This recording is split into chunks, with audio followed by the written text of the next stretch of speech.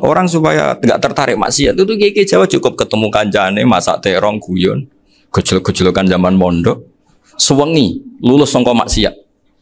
Bar wis tutup. Saya akan cerita sedikit tentang tradisi hujjah. Dulu lama itu kelihatannya sederhana, tapi kalau berargumentasi itu hebat. Tadi Gus Yofur menyebut kitab Mbah Hasyim itu mengharamkan kentong. Beliau masyhur itu punya kitab namanya Al-Jasus an Tahrimin Nakus. Intinya kentong itu haram. Secara dalil ini meyakinkan sekali karena ketika Rasulullah rembukan sama sahabat, kita dengan apa memaklumatkan orang kalau waktu sholat masuk? Ada sahabat yang usul pakai kentong. Dzaka lin nasara itu Nasrani. Ya pakai buk itu semacam trompet besar. Dzaka lil Yahud. Kemudian ada yang usul kalau gitu api ya Rasulullah dzaka lil Majus. Sehingga dari hadis itu Mbah Hasyim berpikir kentong itu haram.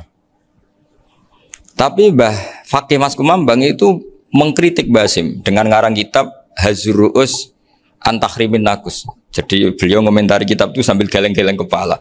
Kitab kok keliru nganti ngono itu. Jadi cara pikirannya siapa Ki Fakih. Kentong di Indonesia itu kanggo wedhus dicolong gitu. Pos kampling gitu. Kalau ada banjiran ya kentong, ada maling ya kentong. Jadi nggak ada persamaan sama sekali dengan kentong yang milik orang apa? Nasrani. Sehingga di pondok saya itu ada kentong tapi jelek sekali. Karena itu satu-satunya cara supaya beda dengan kentong yang di gereja. Kalau elek kan mirip kentong di pos kampling. Itu ya agak-agak ilmiah sedikit.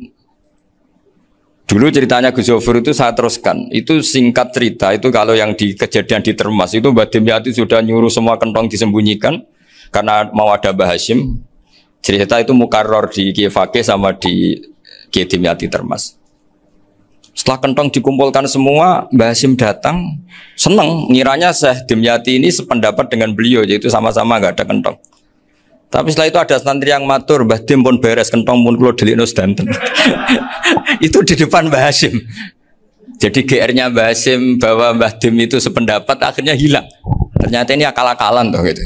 Karena santrinya matur, Mbah Dim pun beres sedanten kentong beduk sudah disingkirkan. Itu di depan Mbah Hasyim.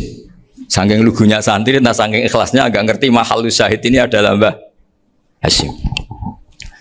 Saya mau meneruskan cerita Gus Yofur. Dulu, ini cerita dulu. Dulu Mbah Mun ngaji di Lirboyo, tapi Kiai Makhrus ngaji sama Kiai Khalil Harun.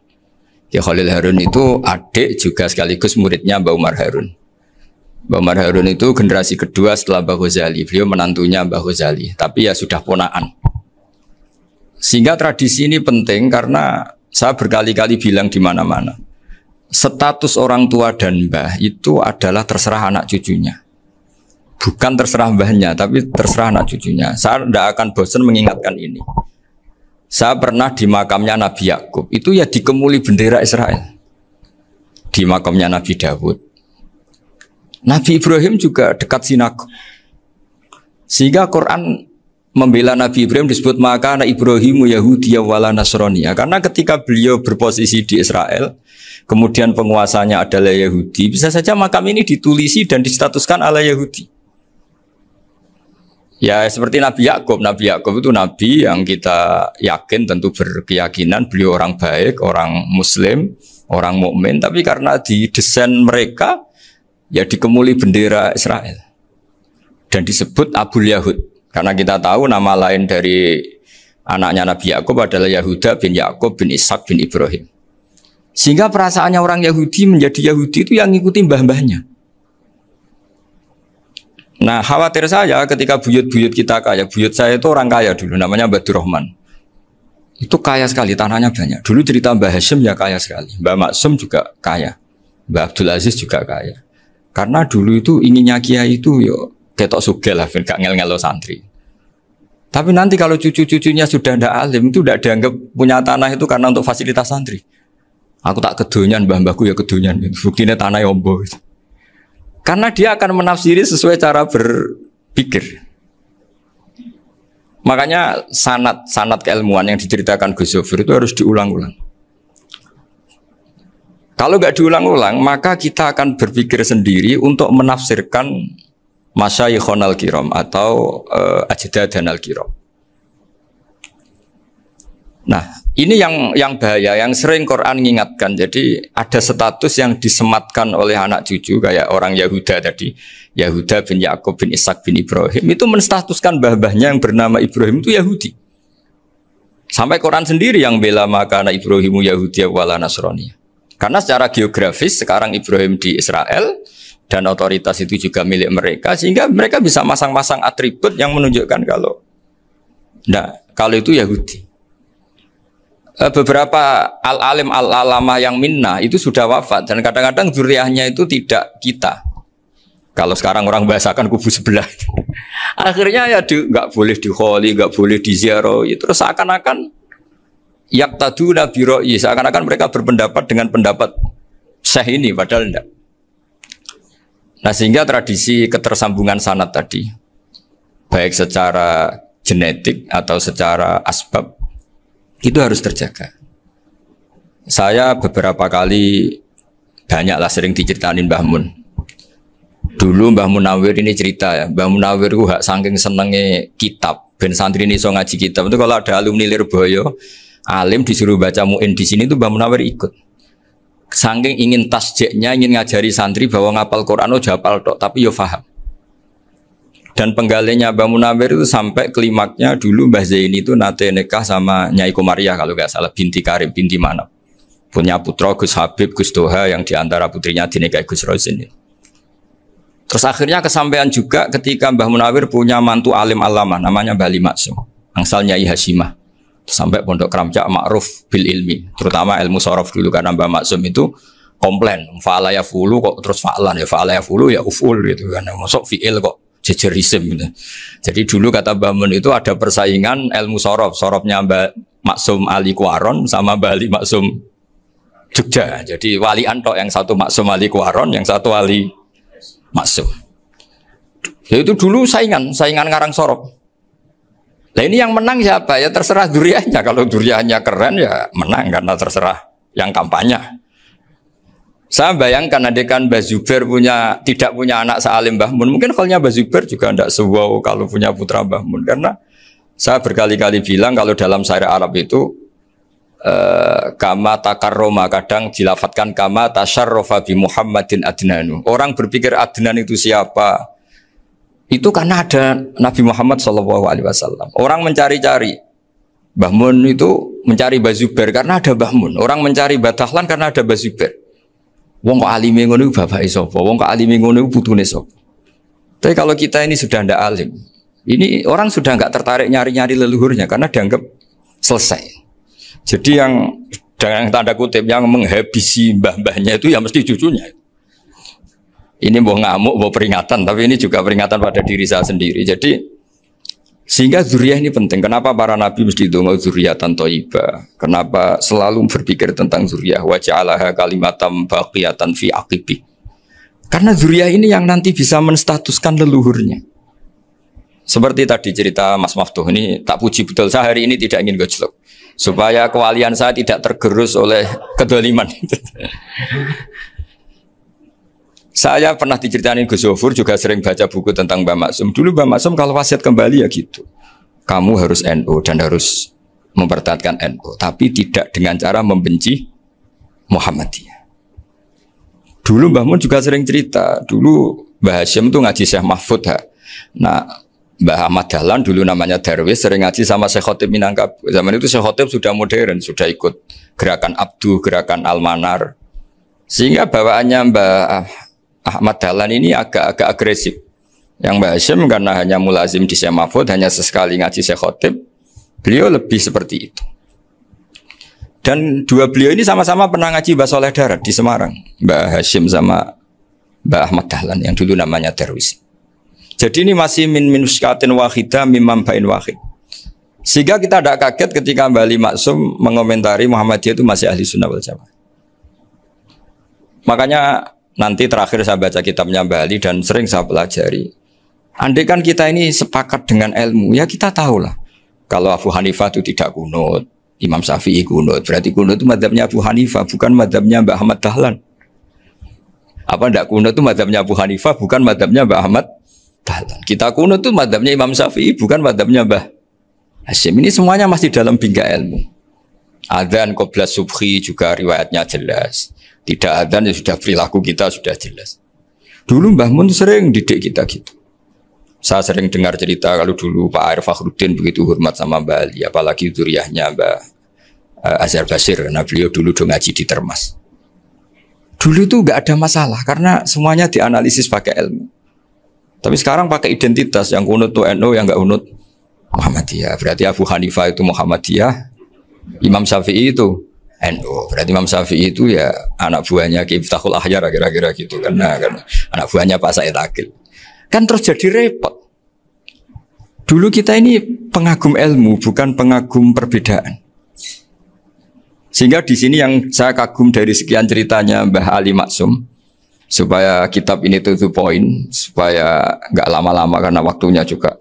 Nanti kalau kemalaman ini kena semprit ini sudah. Ini diantara yang diceritakan Bali itu unik. Imam Syafi'i itu sering tawassul, sering wasilah sama siapa itu? Abu Hanifah. Ini sudah tak petakan, saya baca yang sensitif lah, so yang ini ya. Ziyar al-Babus Samin, terus sebentar ini yang bab tawassul.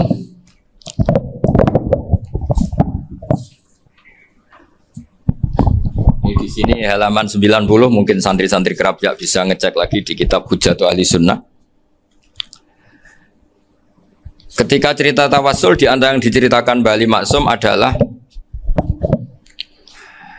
perilaku ya, bukan sekedar statement tapi apa? Perilaku. Perilakunya Imam Syafi'i atau ahwalnya kalau bahasa halusnya, yang selalu ke makamnya Abu Hanifah untuk tawassul. Padahal Imam Syafi'i itu orang yang secara ilmu sering kritik Abu Hanifah. Jadi ini saya baca ini di halaman 100, jadi tawassul mulai halaman 9 berapa ini sampai halaman ini yang qala sami'tu Syafi'iyya yaqul inni la atabarraku bi Abi Hanifah wa aji'u ila qabri fi kulli yaumin za'iran fa idza uridat li hajatun shallaitu rak'atain, halaman 100, waji'tu wa sa'altu wa ta'ala al hajat indahu fama taqudu anni hatta tuqda. Kanal Imam Syafi'i ayyama huwa bi Baghdad yatawassalu bil Imam Abi Hanifah yaji'u ila dorihi fayusallimu alaihi wa yatawassalu ila Allah bihi fi qada'i hajati. Terus wa yatawassalu Imam Ahmad bi Imamina Syafi'i. Jadi di antara yang diceritakan Mbah Ali Maksum itu betapa Imam Syafi'i yang terkenal sering mengkritik Abu Hanifah dalam tatanan fikih karena beliau tidak percaya ada istihsan. Abu Hanifah berpendapat adanya istihsan, dan kita tahu lah ikhtilafu Syafi'i wa Abu Hanifah itu besar sekali. Tapi beliau itu tahu Abu Hanifah itu orang yang sangat soleh. Abu Hanifah itu kalau ketemu sama orang yang utang beliau itu yang lari bukan yang utang Abu Hanifah, karena takut orangnya itu izin.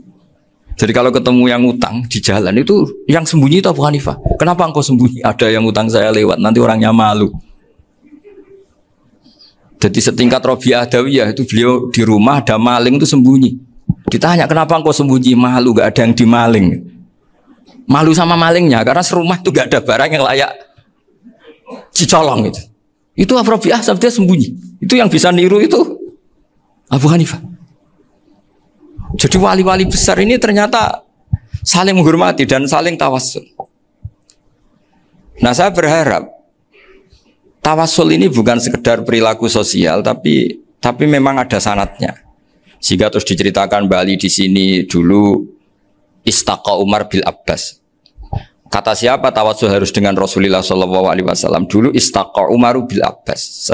Sayyidina Umar itu tawassul istisqa dengan Sayyid Abbas. Padahal kita tahu Sayyid Abbas ini tidak nabi. Terus beliau cerita sampai Imam Syafi'i tawassul sama Abi Hanifah.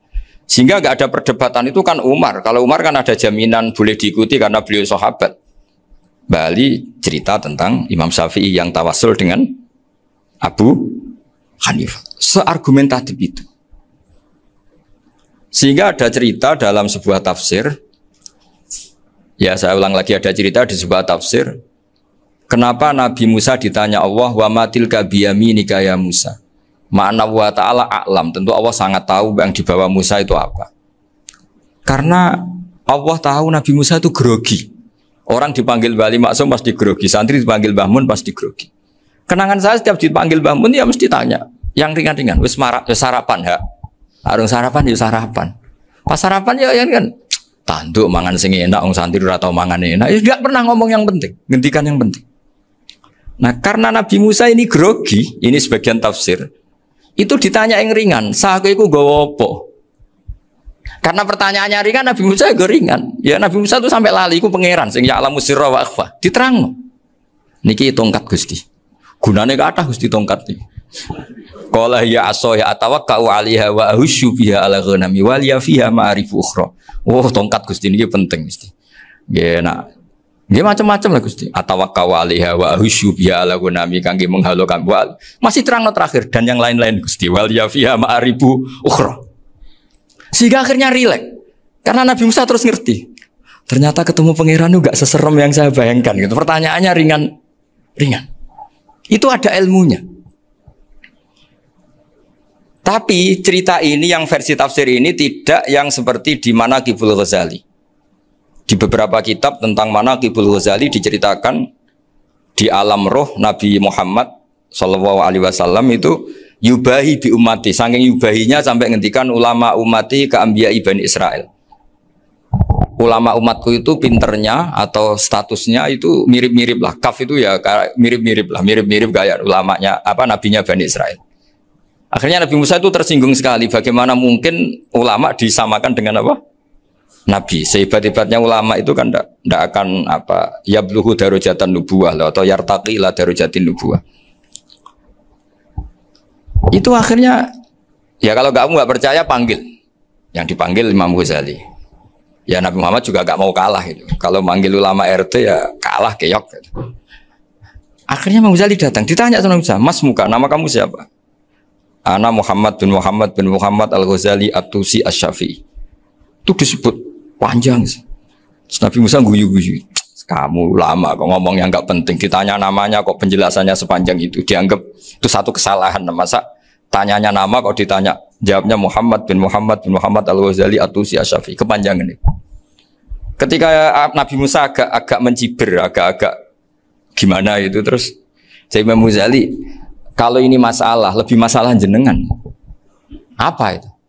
Yang tanya jenengan tuh Allah ya alamu sirra wa akhfa, dan Allah hanya tanya wa ma tilka biyaminika ya Musa. Harusnya jenengan jawab asoya titik, bukan kepanjangan. Atawakkau 'alaiha wa syubha itu kepanjangan. Allah tanya yang di bawah kamu itu apa? Yang di tangan kamu. Harusnya jawabnya hanya asoya.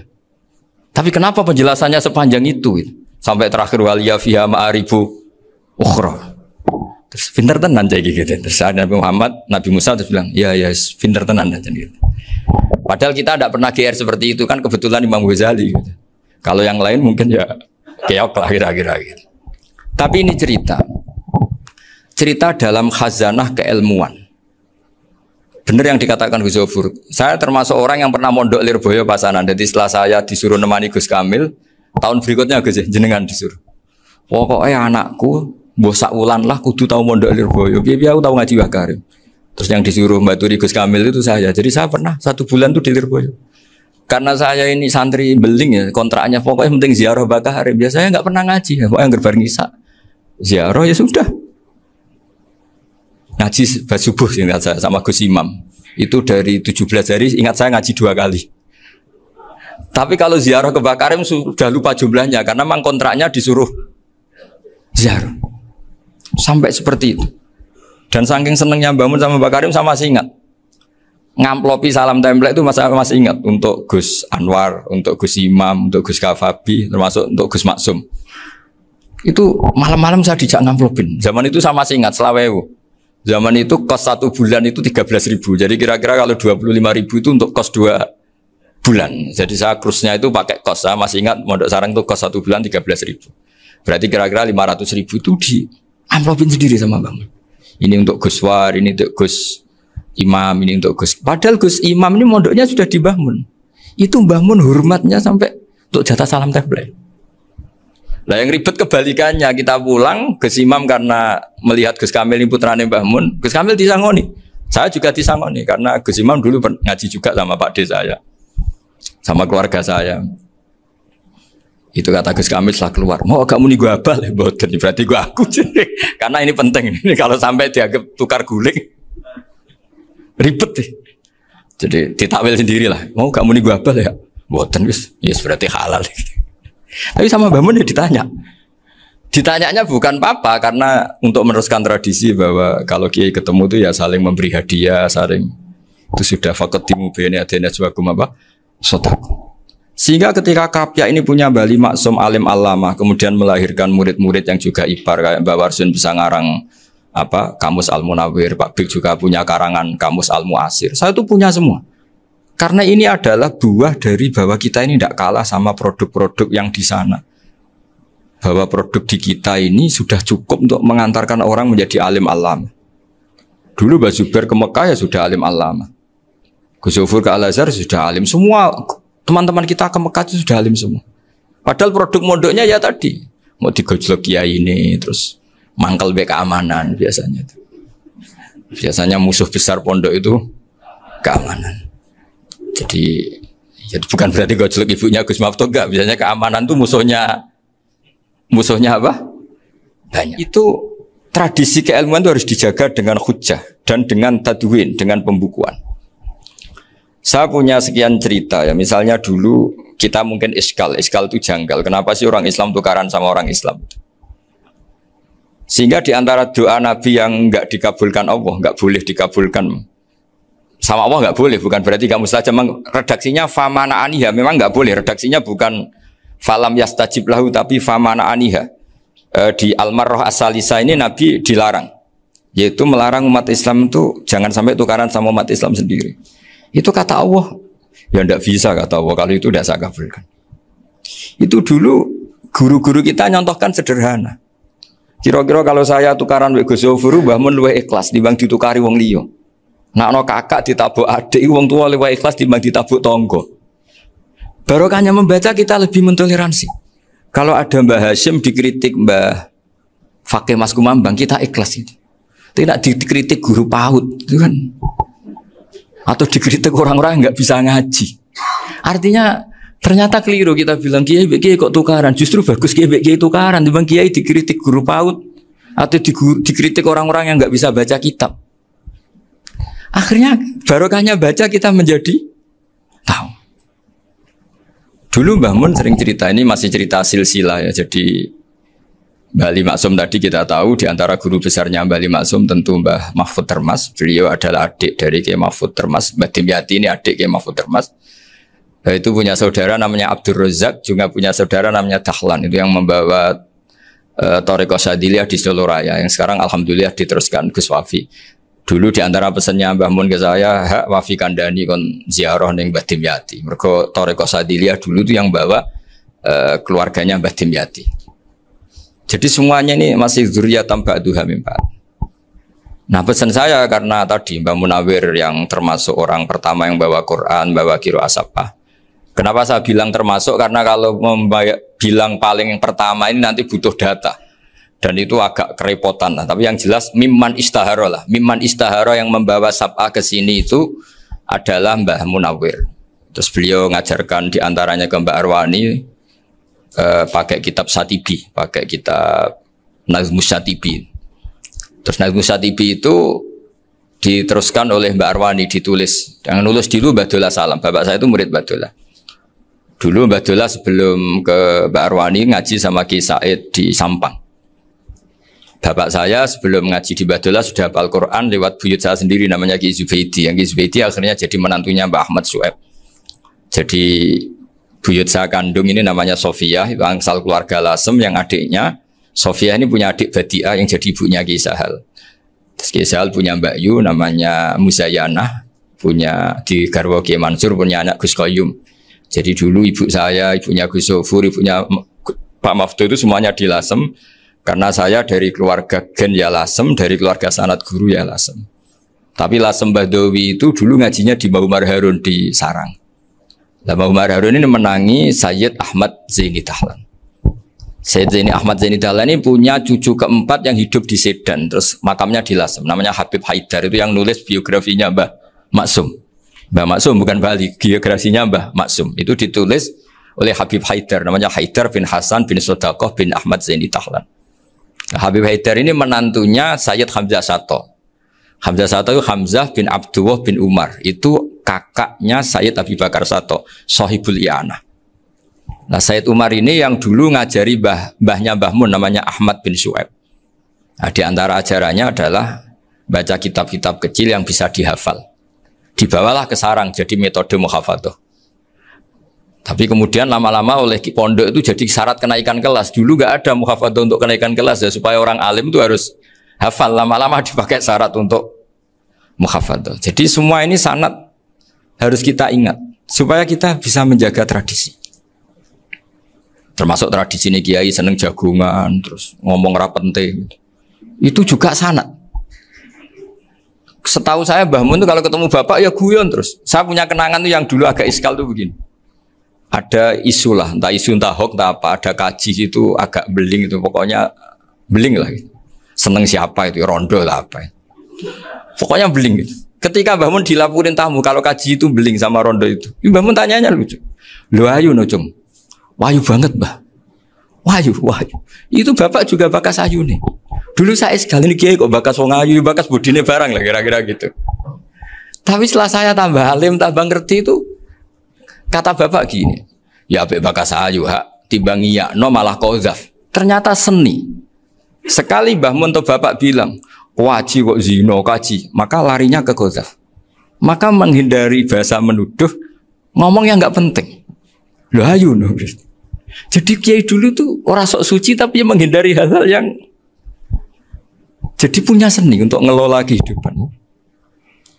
Orang bermalam-malam jagungan sama teman asik itu kan perlawanan terhadap nafsu kita, syahwat kita untuk mungkin nikmati dugem di bar atau di tempat-tempat maksiat.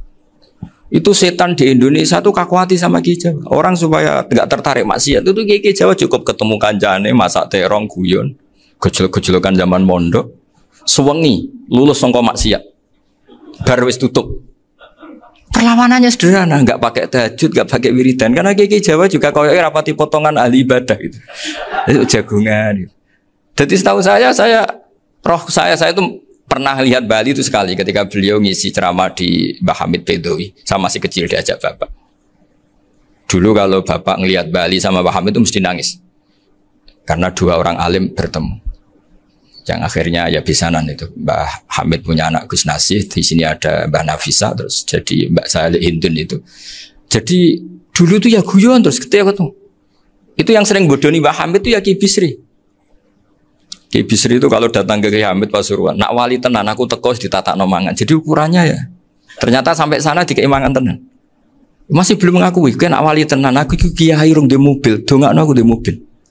Sudah kalah satu seri itu masih gak terima.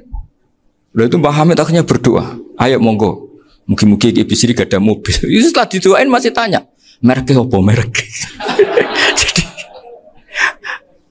itu Mbah Hamid jawab, ya paling Holden itu, paling Holden. Itu nyari mobil itu ya adalah dapatnya Holden. Suatu saat Mbah Bisri diundang Mbah Hamid gak dikasih bisaro. Karena utangnya sudah banyak Mbah Hamid, Mbah Bisri ini utang doa tadi. Itu ya gak dikasih besar ya gak mau kesang apa-apa kelambimu kayak aku. Didol sama muhibbinya Mbah Hamid itu harganya melebihi jatah bisaroh. Ketemu Mbah Hamid, Kang, susu Kang, mergo. Jadi dulu itu rileks, makanya ini yang diceritakan ke Zofur. Sebetulnya kalau kiai-kiai itu bersanad itu ya rileks, hidupnya itu rileks. Karena rileks ini perlawanan terhadap kemungkaran. Saya dulu musyawarah sering sama Gus Zofur usul fikih. Itu jelas di antara yang ditulis Lubil Usul itu. Ya kita tahu tadi misalnya sanad usul fikih, Mbah Ber itu sangat al-usuli Kiai Zubair Dahlan, abahnya Mbah Mun. Punya murid di antaranya Kiai Sahal. Kiai Sahal punya karangan Thariqatul Husul fi Syarhi Lubil Usul. Itu Thariqatul Husul itu beliau ngendikan dalam mukaddimah bahwa saya bisa mensarah ini berdasar ngaji maknani sama Mbah Zubair. Terus beliau mengutip sarah itu dari kitab Nailul Ma'mul. Beliau ngendikan binus khotin khotiyah ghairi matbu'ah. Dan itu ditemukan di Kiai Mansur di Lasem. Karena Kiai Mansur iparnya Mbah Sahal. Mansur bin Khalil itu diantara katibnya Syekh Mahfud. Jadi semuanya ini sambung. Mbah Ber, saking ahli usul fikihnya, kalau ngajar usul fikih itu kalau guyon takriran saya ini lebih memahamkan ketimbang sarah. Ya sudah, terus Mbah Zubair, Kiai Fakih, terus Syekh Mahfud.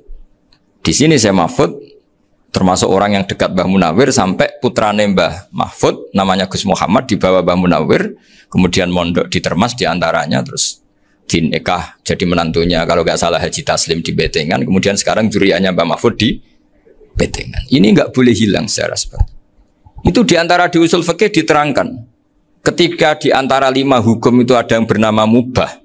Mubah itu boleh dilakukan, boleh ditinggalkan, dan kalau dilakukan ya tidak berpahala, ya tidak disiksa. Itu ada ulama yang protes. Protes nggak bisa seperti itu. Itsma min mubahin ila wa tahaqqaqu bihi tarku haramimma. Fa'il zamu minas sukun tarkul qatli wa minas sukut tarkul qadaf. Tidak bisa, mubah itu tidak ada. Kalau kiai jagungan semalaman, itu Allah ngitungnya itu hada taroka dugem, wahada taroka delok dangdut, wahada taroka kada wakada. Oh, itu luar biasa. Dan kita ngikuti yang seperti itu saja. Gak usah tahajud, gak usah witir telulas, kaya ora kuat timbang gremeng. Sewengi jagungan, setan ngenteni kita tergoda maksiat, ternyata maksiatnya sampai tutup, kiainya masih apa? Jagungan. Jadi jagungan saja ada ilmunya bahwa itu perlawanan terhadap tarkul ma'asi. Sehingga bagaimana Anda katakan mubah ini mubah, toh gunanya adalah tarkul haram. Meskipun efek mubah juga bisa tarkul wajib, wae bojo blonjo turu. Karena wae ngurmati ibuke turu. Itu halal wajib. Jadi mubah itu resikonya ya bisa tarkul wajib, bisa tarkul haram. Sehingga kalau sanad ini terjaga secara baik, secara kultur, saya sering juga sakuan sama Gus Yofur, itu mesti tak niati gitu. Jagungan wong alim Gus ibadah dan menikmati ibadah adalah dabul auliya wa dabul ulama. Kata Imam Ghazali, pada akhirnya waqud buhadaddin al-istilzat bil mubahat. Kata Imam Ghazali, pada akhirnya qutbu hadaddin, madaru hadaddin, pokok dari agama ini adalah melawan kemaksiatan dengan kita menikmati al-istidzat bimbah. Kita menikmati sesuatu yang dibolehkan Allah Subhanahu wa taala. Dan seperti ini itu bisa qasmu dhuhri syaitan, bisa menghancurkan punggungnya setan.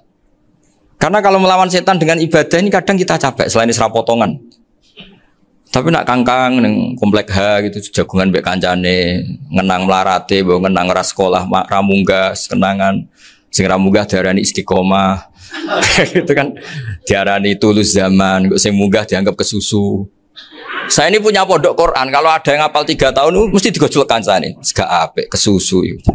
Kesusu itu mesti tidak barokah karena tergesa-gesa apa? Hatam. Sehingga yang enggak hatam-hatam itu kayak partai mayoritas. Ini yang partai tulis zaman katanya. Ahli sobri katanya. Akhirnya di pondok gara-gara itu mau guyon, tapi enggak ada stigmasi yang enggak naik. Di Pondok Sarang itu saya punya temen itu banyak yang sekelas dengan saya, sekelas sama Gus Kamil, akhirnya sekelas dengan Gus Zofur. Padahal saya ini kakak kelas.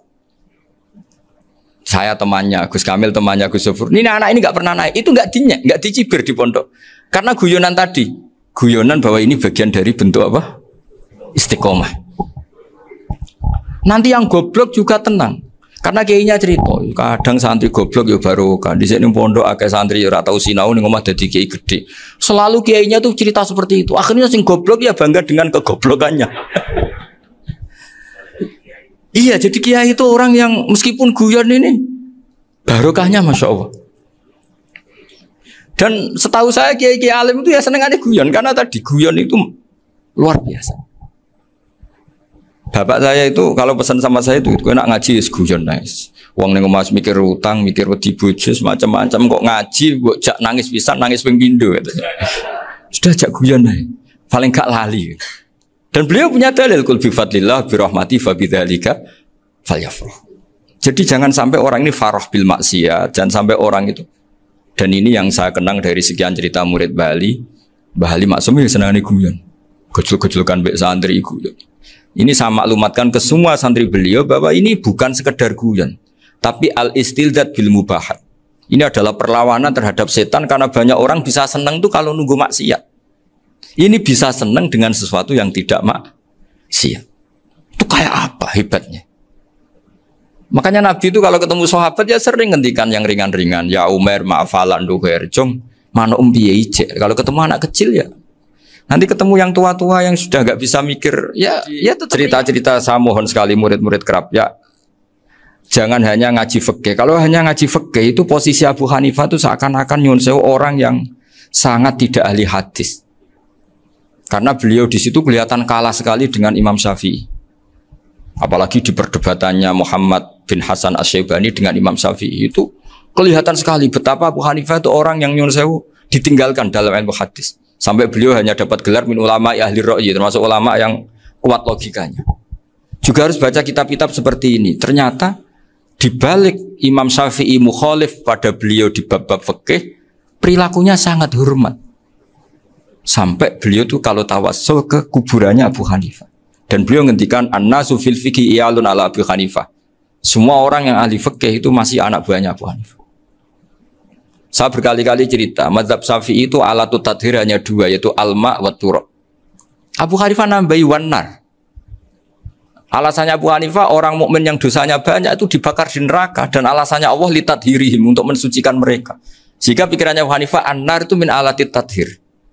Apa yang terjadi ketika bata itu batu bata yang dibakar di situ campur teletong campur apa-apa itu kalau sudah hormat Abu Hanifah selesai sudah suci karena sudah ngelewatin pembakaran.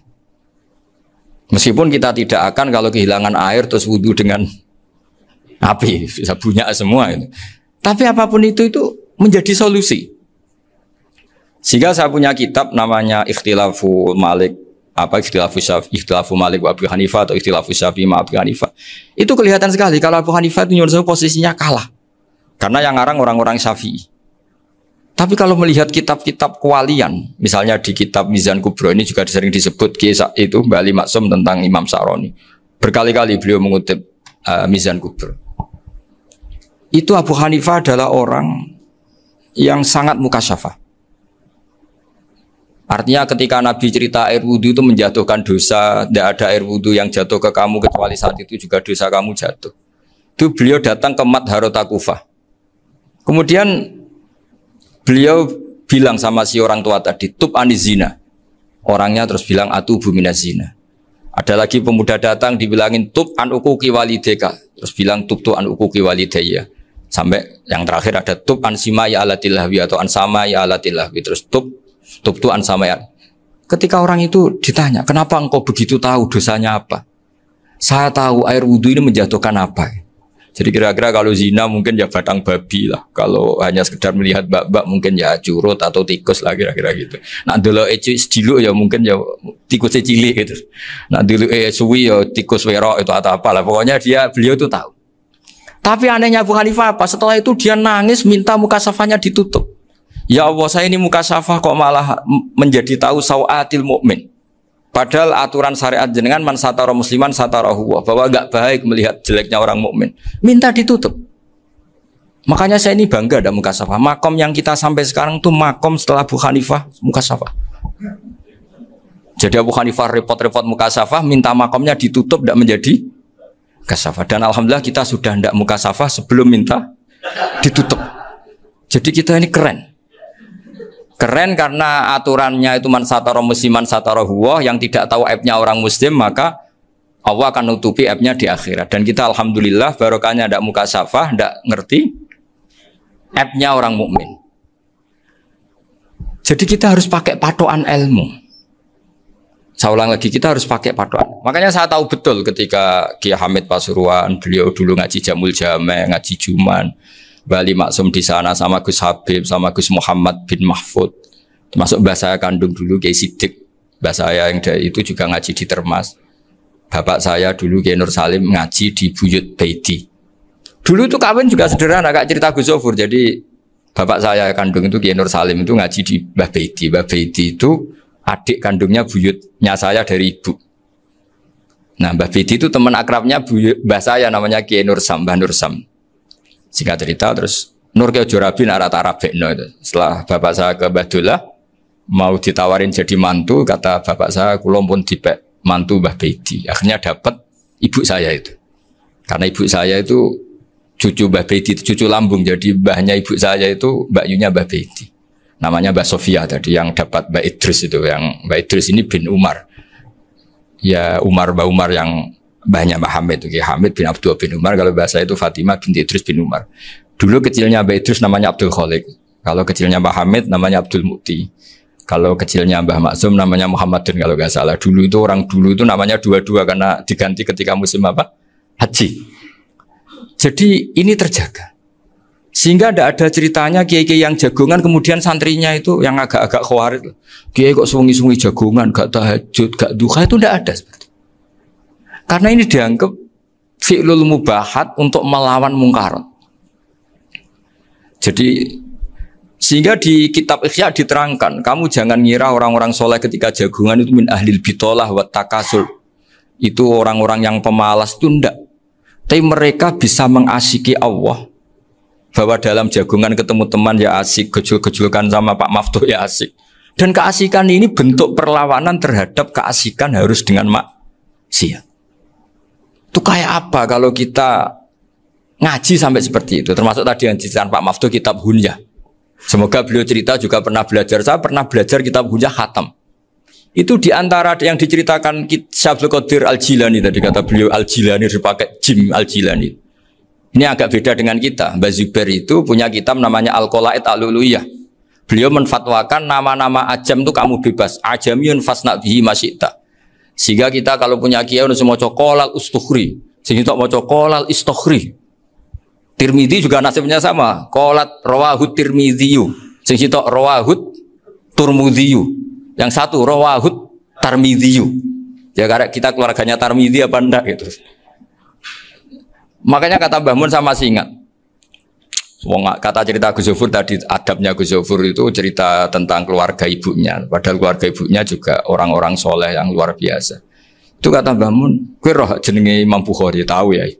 Jenenge sapa? Saya nyebut Muhammad bin Ismail bin Ibrahim bin Mughirah bin Bardasbah.